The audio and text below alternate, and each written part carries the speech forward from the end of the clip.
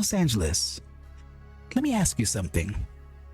What happens when the so-called serious politicians run the city into the ground and a reality TV guy starts sounding like the only person in the room willing to say what everybody can clearly see? That is what this Spencer Pratt interview felt like. Now, I have to preface this every single time. I'm not here to tell you that Spencer Pratt is perfect. No. I'm not here to pretend that every idea he has is fully worked out. No. But what I am saying is this. When a candidate goes on national television and says, look around, use your own eyes, not our eyes, use your eyes. That feels a little bit different in Los Angeles because people are looking around. They're looking at tents, they're looking at trash, they're looking at fires. They're looking at businesses leaving. They're looking at politicians asking for 4 more years after decades of failure. So in this video, I want to break down 4 moments from this interview that really matter.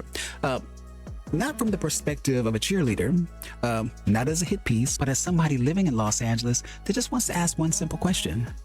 What if the city is so broken that the outsider is the only one that's willing and able to describe reality? Let's get into it. We should tell the viewers. Yes. That was me calling her out for the misdemeanor because she's now facing 6 years in prison for electioneering because she hosted an event which is illegal in the state and the city in front of the ballot box. You're accusing her of that, right? No, it's on video. Okay. It's with the LAPD now. So it's not an accusation. She filmed herself because she's so used to not actually caring about the law that she filmed her own crimes. Now, this is the part of the interview that a lot of people are going to skip past because the media would rather talk about Spencer Pratt's crystals or his reality TV past or whether he's a serious candidate. But slow down. Spencer Pratt is sitting there telling a national audience that the sitting mayor of Los Angeles is facing an electioneering accusation connected to a ballot box event. Now, let me be very clear.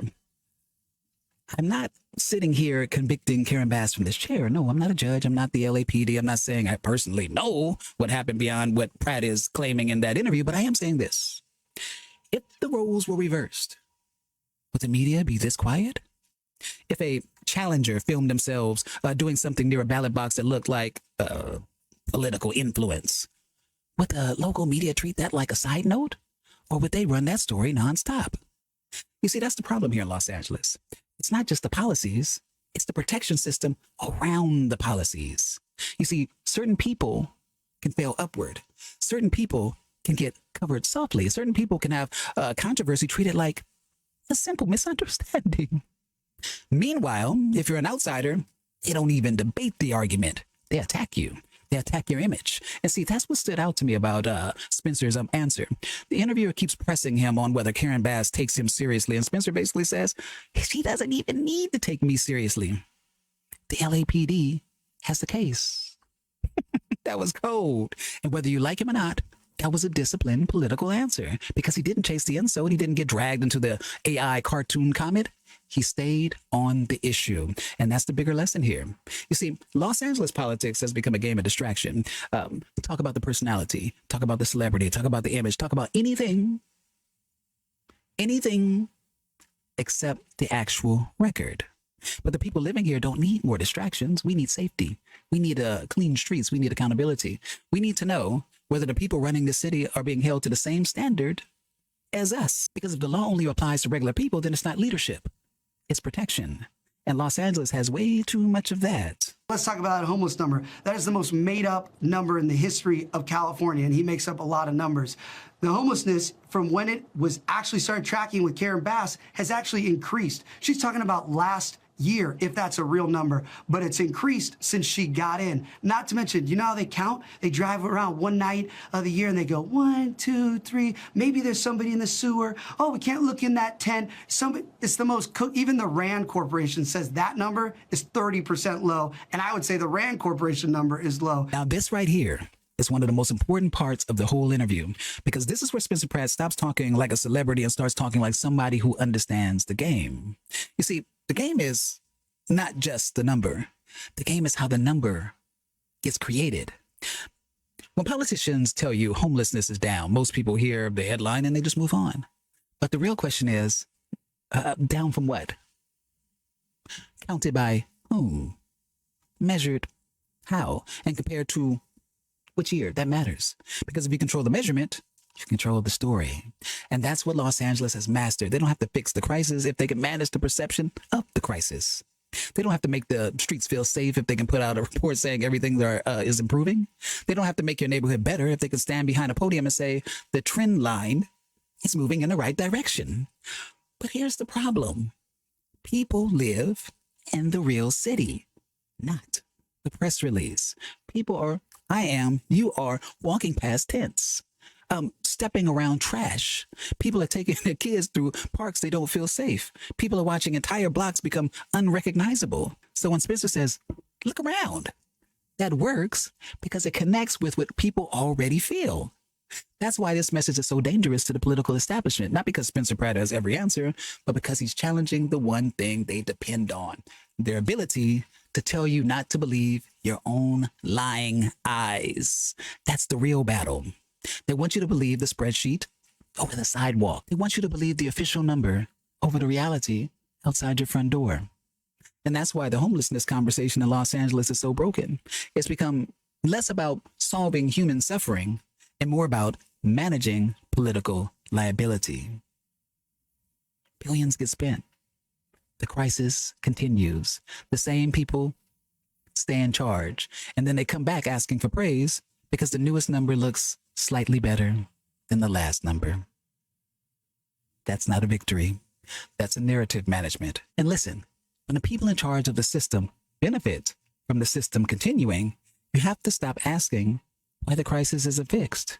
You have to ask, is this crisis being solved or is this crisis being maintained? You've said that you want to move the homeless to a treatment facility built on federal land. You recently said this. Have you talked to the Trump administration about this? No, I've never talked to President Trump. So what is the federal land? What would that be? Because I know the federal government will want to partner to get these addicts the treatment and to have the money that's being laundered through the NGOs stop. And they will know that these are results where it's going to be mandatory treatment. So, of course, the federal government would want to partner to get these 42,000 plus. So what would that be? It'd be like a compound? It would be like... I don't like the word compound. Okay. I like campus. Okay. Something beautiful. I went to Washington. I met with all the people that build the prefabricated homes.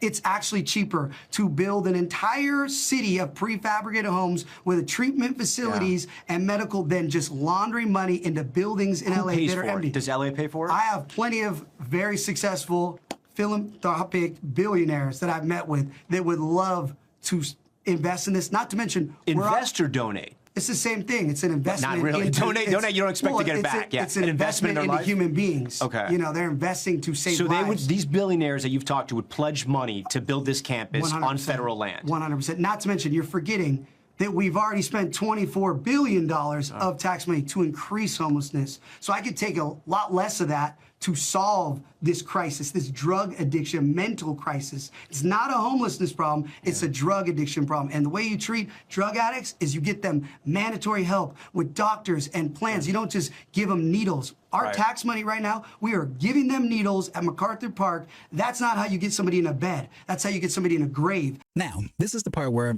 some people are going to agree with Spencer immediately and some people are going to push back hard. And honestly, both reactions make sense.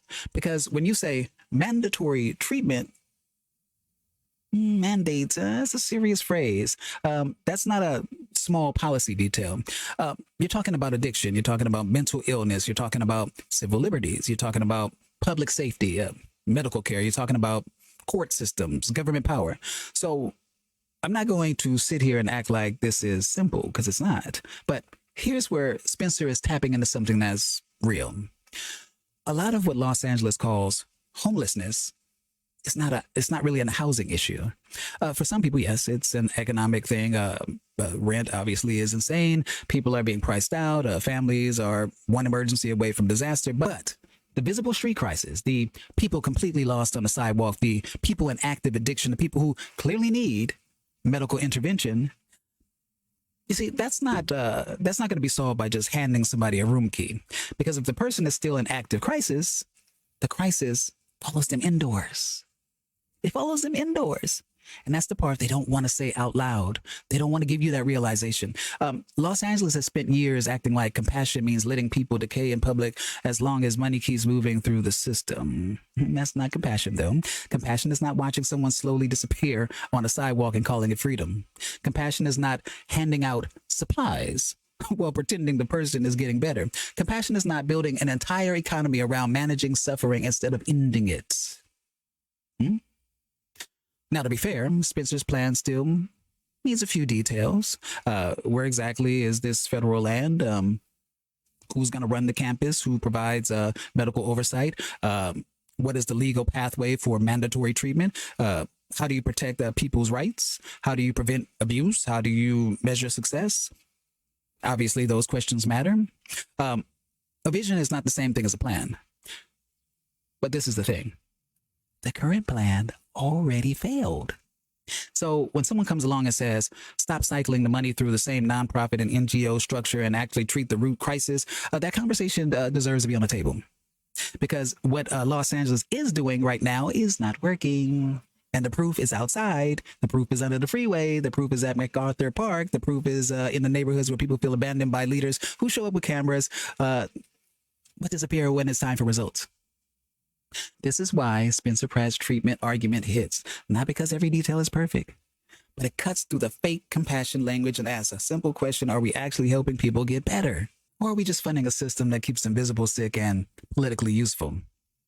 That's the part nobody wants to answer for some reason. What about people that might say, is this just about self-promotion? Is this just about to get your brand? And man, your brand is hot right now. It's probably hotter than ever right now. How do you convince those people that you say, no, I really want this job. I want to change the city? Yeah, let's rewind.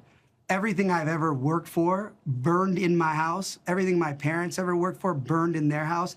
I got on this mission. It was never to run for mayor. I started this to expose the corruption and the negligence of our city leaders. And when I got to the farthest distance I could, where I proved they were obstructing justice, altering after action reports after the fire, and there was nothing more they could do, that's when I organically got in the race, because no one else was going to run. I was never going to be the mayor, but nobody was going to run against her that could beat her. I had to step into this. And again, running for mayor is not fun, let's be clear. I have to have 24-hour security with the amount of death threats. My kid now has to have a security next to him when he goes in the ocean, because psychos come to the beach to... This is not like, oh, I get to be on a new show. I'm like, oh, I'm Tom Cruise. I'm in Top Gun 3 with Miles Teller. This is not fun, fighting DSA socialists in the city of LA. So anybody that really is paying attention, politics is not fun. And now I'm deep in politics, fighting a machine that is against the truth, a machine that is against stopping somebody exposing $24+ billion of cartel-level money laundering. I promise you, it's way more fun when I had my house and I was feeding hummingbirds and selling healing crystals. I would like that life back, but I can't get that life back. Now, this is where I think people have to be honest. You can question Spencer Pratt. You can question his background. You can question whether he's ready. You can question whether this is personal, political, or both. That's fair. But what you cannot deny is this. He has a reason to be angry. And a lot of people in Los Angeles have a reason to be angry, because when your city fails you, anger is not automatically extremism. Sometimes anger is a natural response to being ignored for too long. The political class loves calm language because calm language protects them. They want you to be patient while nothing changes. They want you to be understanding while the same failures repeat. They want you to be polite while your neighborhood falls apart. But sometimes the person who sounds disruptive is only disruptive because everybody else got comfortable with dysfunction. And that's where Spencer Pratt is finding his lane. He's not running as a polished politician. He's running as the guy saying, enough, enough. And whether people vote for him or not, that message is landing, because a lot of people here in Los Angeles feel the same way. This will be the last question. If there's a voter out there who's like, can I really vote for Spencer Pratt? What would you tell them? Again, they've lived under not voting for Spencer Pratt. They have lived under the experience of the people in power's experience. So I just tell them, we're going to stop this. It's that simple. We're done with these experienced politicians and living under what that means. So I don't have a big pitch, because I'm doing it as an Angeleno who's had enough. And that right there It's the whole campaign. Look around. That's it. No fancy slogan, no polished consultant language, no 10-point political speech. Just look around. Just look around. And that is either the smartest argument Spencer Pratt can make or the most dangerous one. Listen, here's why it's smart. He's not asking people to believe in him first. He's asking people to believe what they already see. That bypasses the whole credibility issue, because if someone says, why should I trust Spencer Pratt? His answer is basically, don't trust me, trust your own eyes. Look at the city. Look at the streets. Look at the leadership. Look at the results. That's a powerful argument in the city where people feel like they're constantly being gaslit, because they are. But let me add this. This is why it's really, really, really dangerous. Governing is not the same as campaigning. You can win people with a feeling, but you can't run Los Angeles on a feeling. You can win people with a feeling, but you can't run Los Angeles on a feeling. This city has departments. It has unions. It has contracts. The city has lawsuits, city council, politics, state rules, federal money, emergency management, housing policy issues, fire issues, Olympic preparation, blah, blah, blah, blah, blah, all that. So the real question is not just, can Spencer Pratt disrupt the race? The real question is, can he turn disruption into execution? That's where the test is, because Los Angeles does not need somebody who can call out the problem. Los Angeles needs somebody who can fight the machine and still make the city function. But let's be honest, the so-called experienced leaders, they had their chance. Karen Bass had her chance. She had the titles, resumes, endorsements, big budgets, institutions, media protection. And what do we get? What did Los Angeles get? More decline, more excuses, more spending, more press conferences, more people leaving, more neighborhoods abandoned. So when Spencer Pratt says, look around, I do, and I did. And what I saw is a city where experience has become the excuse for utter failure. That's the part Los Angeles voters have to wrestle with. Because maybe the question is not whether Spencer Pratt looks like a traditional mayor. Maybe the question is, what did the traditional mayors do with all their experience? Because if experience gave us this, maybe experience is not the qualification it used to be.